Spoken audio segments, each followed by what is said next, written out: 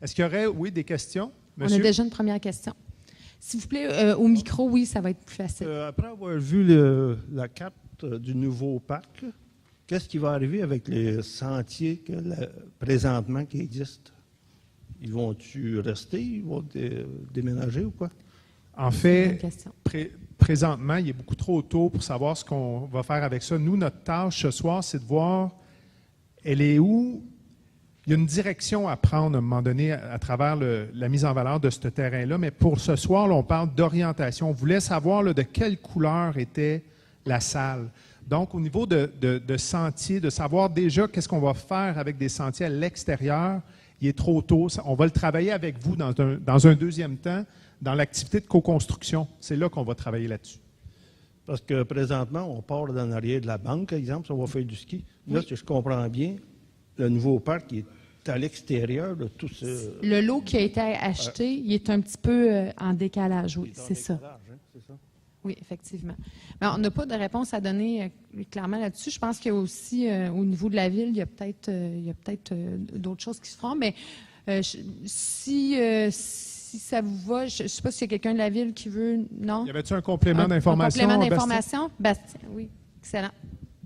Oui, bonsoir. Tu vas le tenir? OK. En fait, notre objectif, c'est de conserver l'ensemble des pistes de ski de fond et de raquettes. Donc, évidemment, comme vous avez pu voir, les sentiers débordent du parc nature. Alors, présentement, on travaille sur des ententes avec, justement, les voisins, les terres voisines. On a déjà des ententes. On veut les conserver. Puis, si on est capable de le développer encore plus, on va le faire. Alors, ça va sécuriser les sentiers qui sont là présentement. Juste peut-être en complément d'information, il faut comprendre qu'avant que la Ville fasse l'acquisition du parc, tous ces sentiers-là se faisaient par... les sentiers sont sur des propriétés privées. C'est par le biais d'entente qu'on a avec ces gens-là. Là, ce qu'on fait, on commence à pérenniser un peu cette vocation-là, puis le fait que ces sentiers puissent durer dans le temps. Oui. Évidemment, dans un premier temps, on va continuer avec les ententes pour les pistes qui débordent un peu du parc, mais l'objectif à long terme, c'est de pérenniser, dans le fond, là, de faire en sorte que les sentiers puissent durer ad vitam aeternam, soit une propriété publique, parce qu'aller jusqu'à l'an dernier, c'était une propriété privée. Donc, à tout moment, ces ententes-là auraient pu tomber, puis les sentiers auraient pu être fermés. Merci pour les compléments d'information. Est-ce qu'il y a d'autres questions de la salle? Je pense qu'il y en a une là. Moi, je me demandais qui s'occuperait de gérer le traitement sylvicole, justement. Parce que c'est bien beau, là, mais moi, je vois dans le futur, on part avec des bonnes intentions, mais pour que ça demeure, ce serait qui s'occuperait de ça? Le ministère, la Ville, ce serait qui? En fait, de la façon que ça fonctionne, si ça vous intéressait, évidemment, la Ville pourrait devenir producteur forestier. Donc, c'est la Ville qui déciderait, peut-être avec un comité de soins, ce qui est faisable ou pas. Il y a encore là plein de nuances à apporter. Vous pourriez fonctionner par projet pilote, c'est-à-dire qu'avant de faire une intervention, vous en faites sur un demi-hectare, puis les gens vont se prononcer, par exemple, là-dessus. Est-ce que vous trouvez ça beau? C'est acceptable? Les branches au sol qui vont pourrir dans 5 ans, c'est acceptable pour vous? Est-ce qu'on fait des abris pour la faune avec les branches? Tout ça peut être très, très nuancé. Il existe 2 programmes au Québec qui sont chapeautés par, entre autres, le ministère des Forêts, mais par les municipalités aussi. Il y a le premier programme que moi j'appelle l'assurance maladie des forêts, qui s'appelle le programme de mise en valeur des forêts privées des Laurentides. C'est administré par l'Agence forestière à Mont-Laurier. Donc, c'est un programme d'aide qui finance tous ces travaux-là. Pourquoi le ministère finance ça? Parce que le ministère reconnaît que l'aménagement forestier, d'abord, peut être fait, si c'est bien fait, peut être fait tout en conservant le milieu et peut être fait dans le but de créer des emplois, peut être fait dans le but aussi de capter davantage de gaz à effet de serre, parce que quand vous enlevez un arbre moribond, il y en a 4 qui poussent et qui absorbent du carbone en dessous. Mais, comme je vous dis, là, il y a plein de nuances. Le deuxième programme, c'est là, la Ville n'a pas accès à ça, c'est le programme de remboursement de taxes foncières. La Ville ne se paye pas des taxes à elle-même. Tous les producteurs forestiers ici, il y en a peut-être dans la salle qui ont des forêts. Vous êtes admissible à ça. Vous pouvez vous faire rembourser jusqu'à 85 % de vos taxes foncières. Donc, ça, c'est géré par Revenu Québec. Donc, il y a plein de possibilités. Moi, dans des dossiers comme ceux-là, l'approche idéale, c'est celle d'un projet pilote pour savoir de quoi on parle exactement.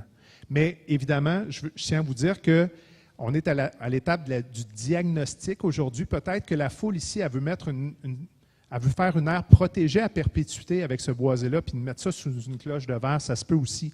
Mais il y a des aires protégées qui permettent aussi certaines activités forestières. Il y a beaucoup de nuances. À l'activité de co-construction, ça va être très intéressant d'en discuter. Il y a une autre question ici? Ah, une question là. Ah, je vois que tu as réussi à trouver un collant bleu. Est-ce qu'il y a des mangeoires à oiseaux dans la forêt? Est-ce que vous allez en rajouter? Parce que, genre, moi, j'aime ça aller voir les oiseaux, puis vous en avez parlé tantôt. Fait qu'est-ce que vous allez rajouter des mangeoires à oiseaux ou laisser ça comme ça? Est-ce que tu aimerais ça qu'on en rajoute? Oui. Est-ce que vous aimeriez en rajouter?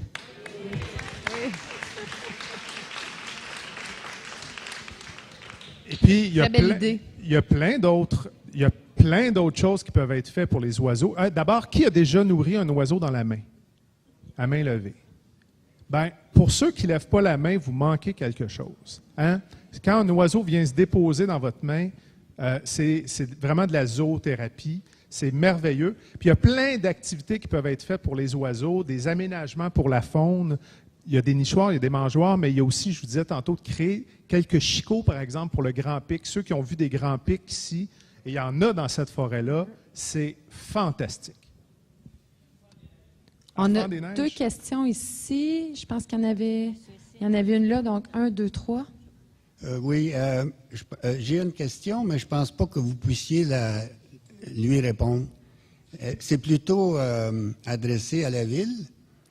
Je ne sais pas si c'est à cause de la différence de 1,5 million ou 1,9 million ou 3 millions, mais pourquoi il y a une clause dans le contrat de vente qui dit qu'on va commémorer la mémoire de la famille Liebman. Alors, je me demande pourquoi ils ont accepté cette clause. Est-ce qu'il y a quelqu'un de la ville qui veut répondre? Ah, monsieur le maire. Oui, je peux répondre. Pourquoi qu'on a accepté? Parce que c'était un vœu, surtout je dirais, de la dame, et on trouvait ça tout à fait normal.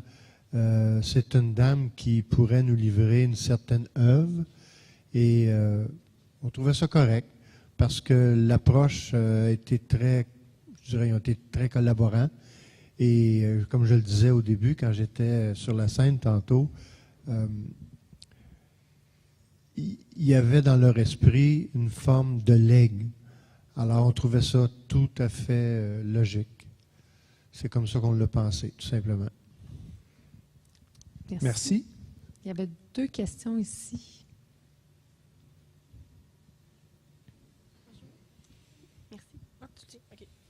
Vous avez dit tantôt qu'il y avait des plantes qui sont un peu en voie d'extinction. Donc, qu'est-ce que vous allez faire pour ça? Parce que vous avez entendu que moi, la plante que vous avez nommée, que j'ai oublié le nom, je m'excuse, à part le trèfle à 4 feuilles, 3 feuilles, je sais pas trop c'est quoi. Là, fait que, est-ce que vous allez prévoir peut-être des pancartes éducatives pour dire, OK, ça, fais attention, pile pas dessus, laisse pas ton chien le manger ou peu importe, parce que c'est important. Vous avez dit qu'on va prier devant lui quand on voit ça. Là, fait que, je veux savoir, est-ce que vous avez prévu quelque chose afin de... C'est ça. C'est une excellente question. La meilleure façon de protéger ces plantes-là, d'abord, il y a une espèce végétale qui est vulnérable, c'est l'érable noir. Donc, lui, déjà gros. Hein, mais les autres sont sensibles à la cueillette. Donc, les repopulations peuvent diminuer parce que les gens peuvent vouloir les manger, par exemple. La meilleure façon de les protéger, c'est de vous protéger de vous-même. C'est-à-dire qu'on ne les identifiera pas sur le terrain. On va même s'éloigner de ces plantes-là si on a implanté des sentiers pour ne pas justement leur nuire. On a fait ça, je me souviens, dans une vie passée à l'hôpital général d'Hawkesbury, ceux qui sont déjà allés là, il y a un petit boisé de 1,6 hectare, il y avait du ginseng 5 feuilles là-dedans. Et puis on a installé des sentiers, puis quand on a trouvé ce plan-là, On l'a vraiment éloigné les sentiers pour pas justement que quelqu'un abîme le plan. Il y avait un seul plan, imagine. Donc, la meilleure façon, c'est de supprimer les tentations. Oui, voilà, se protéger de nous-mêmes puis de ne pas en parler. Donc, on va s'éloigner. On peut dire quelles plantes sont présentes d'une manière éducative, mais pas de dire qu'elle est là. Il y avait, je pense, une autre question ici, puis après, oui, madame. Bien, moi, c'était un peu dans le même principe qu'elle vient de parler. C'était plus au niveau de la faune. Je ne sais pas s'ils ont répertorié un peu quelle quantité d'animaux et tout ça, et comment ça va les affecter aussi. Là. Évidemment, nous, on a noté toutes les traces, les signes de présence phonique qui ont été faits. Dans les 50 parcelles échantillons qu'on a fait, on a vraiment noté la présence de faune, mais ce qu'on a surtout regardé, c'est l'habitat de la faune. Donc, est-ce que l'habitat, par exemple, est en mesure de soutenir des populations de lièvres?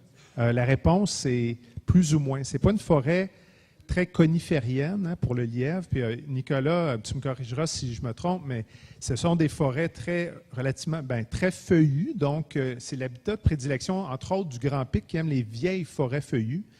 Puis, voyez-vous, ce n'est pas nécessairement un très bon habitat pour la perdrix, qui est un peu l'espèce représentative des forêts de peupliers faux-trembles, entre autres. Donc, c'est quand même une forêt assez homogène, et puis c'est une forêt qui pourrait être aménagée pour des espèces de milieux feuillus, dont, entre autres, le Grand Pic, qui est le symbole, moi, je trouve, de votre forêt. Oui? Est-ce que Nicolas, tu voulais apporter une précision là-dessus?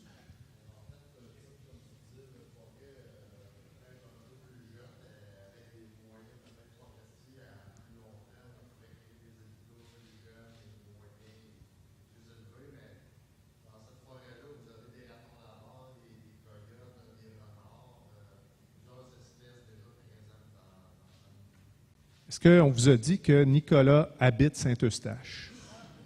Donc, on ne l'avait pas dit. Boisé. Prochaine question. Non. Bonsoir, je dois avoir une information. Moi, je demeure sur Marie-Victorin, juste où le ruisseau passe. Ça, c'est un ruisseau qui a été fait à main d'homme. Ce n'est pas une main de Dieu. Hein? C'est ce que la commission d'urbanisme a dit. Où vont aller les moufettes, les ratons laveurs, les écureuils qui ont déjà commencé à passer en dessous de nos stationnements? Si c'est dérangé, s'ils n'ont plus de place où aller, où ils vont aller? Vous voulez dire si, par exemple, il y a trop de sentiers? Oui. Par exemple? Oui, quand il va y avoir l'été, là, ça va être de l'eau, là. Il n'y aura rien là, personne ne va venir les déranger, ces animaux-là. Parce que là, moi, souvent, j'arrive dans mon stationnement, le soir, je ne peux pas mettre ma voiture en arrière. Il y a une moufette d'assise sur mon perron. Je vais mettre ma voiture en avant. Elle vous attend? Ben, je ne rentre pas par là, hein. Ça ne me tente pas de sortir mon jus de tomate. Mais souvent, les ratons laveurs, il y a plein de bébites chez nous, là. Et des fois, ben, j'appelle la ville, puis ils viennent avec un camion les chercher, parce qu'il y en a qui meurent même dans nos stationnements. Il manque de nourriture ou ils sont blessés. Où ils vont? Il y a Nicolas, notre collègue, qui a peut-être une réponse.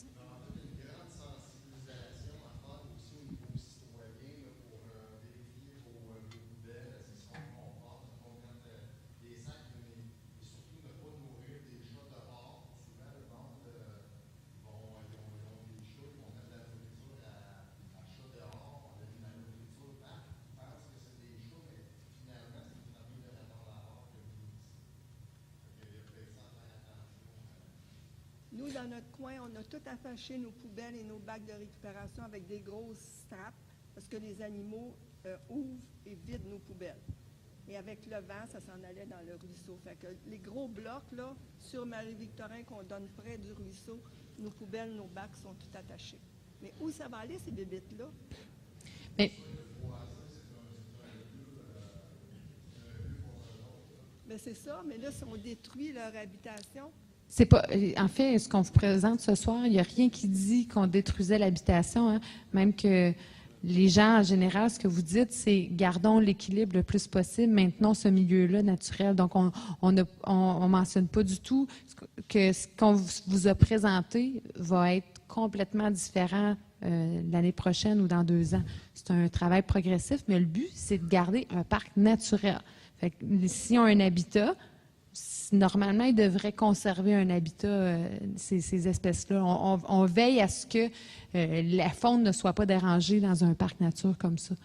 Il y a des moyens aussi de suivre, hein, André, en mettant des parcelles, justement, pour faire le suivi avec les traces. On peut voir là, s'il y a une évolution au niveau des populations, là, des différentes espèces fauniques. Ça va être notre tâche de s'assurer que les aménagements ne viennent pas altérer les habitats en place. On va vraiment regarder ça attentivement pour que la qualité des habitats ne soit pas détériorée. Au contraire, on pourrait améliorer en compensant, par exemple, s'il y a un nouveau sentier, on pourrait compenser l'habitat d'une espèce qui est adjacente, par exemple, au sentier. Il y a plein d'autres facteurs qui interagissent, entre autres le domaine vital de ces animaux-là. Évidemment, une moufette puis un loup n'ont pas le même domaine vital. Le loup a besoin de très grands territoires, mais ça va être notre tâche de s'assurer que les habitats soient protégés là-dedans. Puis on pourrait même dédier des zones, par exemple, aux habitats fauniques, sans aucun développement. C'est possible aussi. C'est pas nécessairement oui ou non des sentiers, c'est peut-être oui, mais avec des conditions.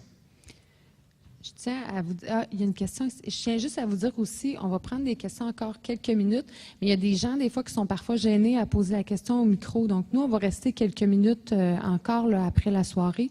Si jamais vous avez des questions ou vous voulez venir discuter avec nous, n'hésitez surtout pas. Donc, on a une question ici, je pense qu'on en a une autre après. Parfait.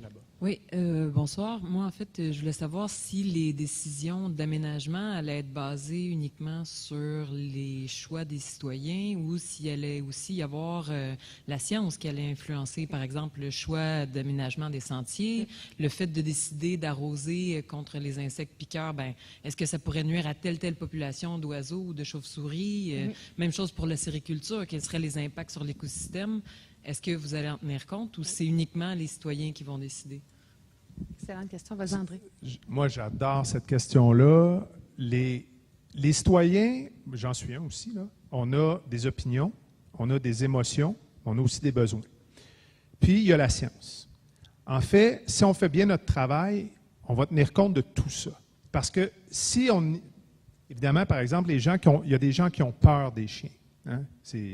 Puis, on voit aussi souvent en forêt, tu vas marcher au parc Dufresne ou au parc à Val-David, où les chiens étaient interdits, et tu vois des chiens sans laisse arriver sur toi, tu figes, tu veux mourir. Hein? Donc, en fait, ce que je veux vous dire, c'est que les émotions des gens, si on les ignore, ça ne les fera pas partir, ces émotions-là. On doit les prendre en charge. Et puis, à l'activité de co-construction, il y a des façons de travailler. Pour répondre à votre question, ce ne sera pas seulement le citoyen, mais ça ne sera surtout pas seulement l'expert. Le rond-point que je vous ai montré au début, là, on va trouver une façon de faire un sentier qui nous permette de ne pas arriver à ça, justement. Donc, ça va être la rencontre entre votre savoir d'usage, vous le connaissez tellement bien, votre boisé, puis aussi d'autres aspects plus techniques, comme on vous a présenté tantôt, la régénération des forêts, c'est tous des facteurs. Nous, on est là aussi pour... Humblement, là, on n'est pas là pour vous éduquer. Là. On est là d'abord, nous, pour s'éduquer de votre savoir, puis ça se fait des deux côtés. Ça, c'est de l'interrelation. Là. Et puis, vous allez aider à construire les aménagements dans ce parc-là. Mais ça va se faire ensemble.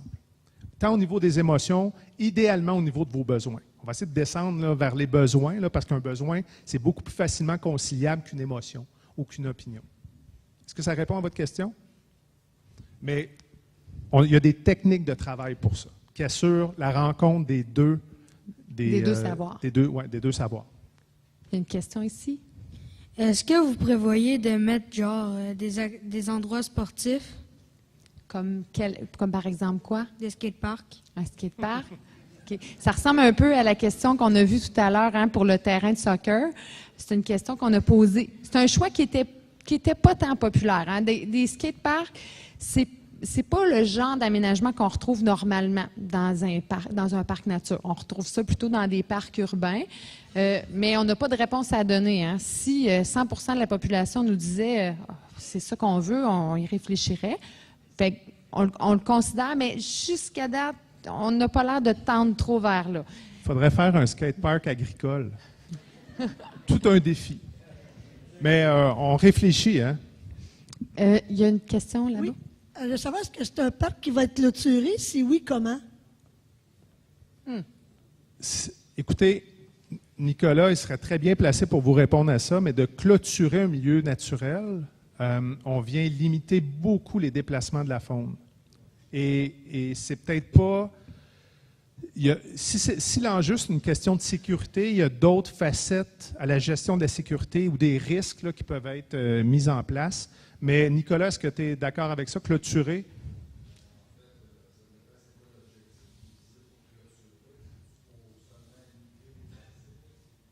Oui, mais en fait, oui.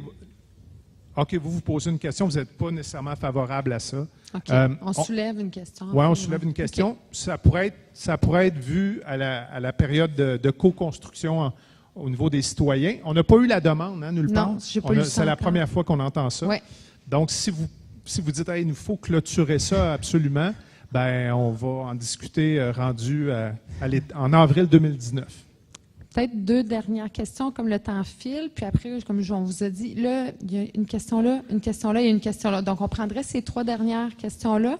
Ensuite, on va vous dire un petit mot de la fin et on restera pour les autres questions aussi. J'aime beaucoup voir la démarche que vous prenez là, pour le projet. Ça démontre le sérieux de la démarche. Ma question vient au niveau de la co-construction, l'activité de co-construction. Vous mentionnez que les citoyens vont être impliqués. C'est qui les citoyens qui vont être impliqués? Comment la sélection des citoyens va être faite? Vous inviterez probablement pas 200 personnes pour ça. Là. Comment la sélection va être faite pour ça? C'est une bonne question. On va en discuter d'ailleurs avec le comité dans quelques jours. Donc, il n'y a rien encore qui est prévu. Si vous avez une suggestion, écrivez-la. Ça va nous faire plaisir de la lire. Parce qu'il n'y a pas encore de décision qui a été prise là-dessus, mais c'est sûr qu'en groupe de 200 personnes, on ne travaille pas de la même manière qu'avec un groupe, par exemple, de 30 ou de 40 personnes. Fait que dépendamment des objectifs qu'on va vouloir atteindre, on va peut-être restreindre ou en tout cas, je vous dis rien, on va en discuter avec le comité dans quelques jours, mais si vous avez une suggestion, n'hésitez pas. Il restait en fait deux questions, donc ici et ces 2 tables-là. Oui. Ah, c'est bon, merci. Donc, 2 choses. Première chose, est-ce que les experts ont entendu parler de permaculture? Oui? OK. Oui. Parce que je pense que c'est assez important qu'on parle de ça aussi, qui est une façon de faire de l'agriculture écologique, mais tout en imitant la nature. Puis j'en ai fait un peu, puis je trouvais que c'était vraiment intéressant. Puis dans un contexte un peu plus à long terme, des fois, on pense à la sécurité alimentaire dans un contexte de crise où, dans quelques années, je ne sais pas, il y a une crise des transports, une crise de je ne sais pas trop quoi.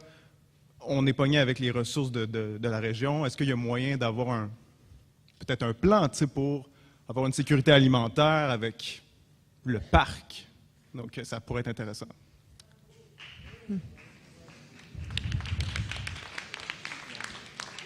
Il y a une belle parcelle agricole qui peut s'inspirer pour ses objectifs là, des commentaires que vous nous avez dit. Oui, puis il y a toute la filière des produits forestiers non ligneux là, qui peut voir le jour là, dans votre boisé aussi. C'est une option intéressante.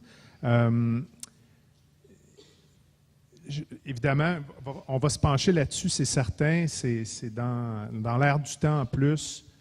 Puis on va en parler aussi au comité de cadrage. Ça, c'est rendez-vous en avril 2019. On va prendre une dernière question. C'est ici, monsieur. Avez-vous un échéancier pour le début des travaux puis l'ouverture après du parc une fois terminé? Bonne question. Bien, au niveau planification, là, de l'exercice qu'on est en train de faire là, nous, en juin, là, on devrait avoir fait le travail. Les premiers travaux, là, je ne pourrais pas répondre. J'imagine qu'il y a certaines choses qui pourraient se faire en 2019, 2020. Donc, c'est certainement un travail qui sera progressif.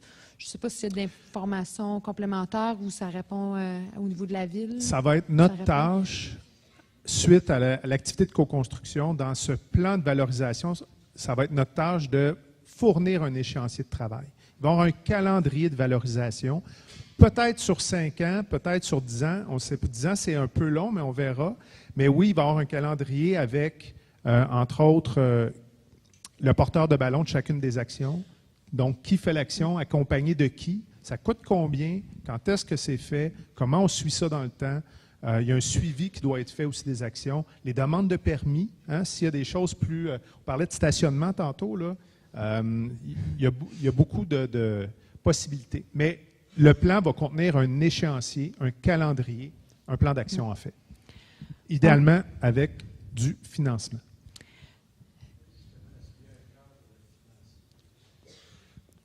Pour les actions, on n'en est pas là encore parce qu'on ne sait pas, par exemple, on ne sait même pas si on va planter un arbre, on ne sait pas si on va mettre un stationnement, mais il y aura, oui, un cadre financier là-dedans, c'est certain. Merci beaucoup tout le monde d'avoir été là un lundi soir. On vous souhaite une bonne soirée.